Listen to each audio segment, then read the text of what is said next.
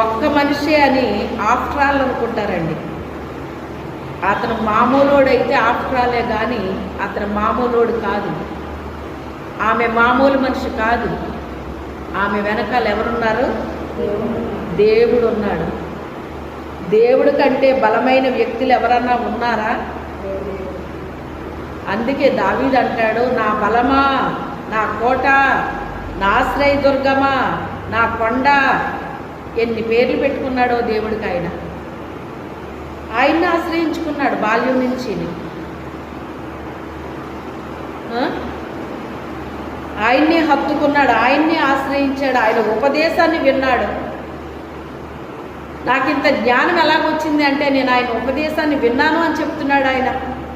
వృద్ధుల కంటే విశేషమైన జ్ఞానం నాకు రావడానికి గల కారణం ఏంటి అంటే నేను ఆయన ఉపదేశాన్ని బాల్యం నుంచి విన్నాను అంటున్నాడు ఆయన.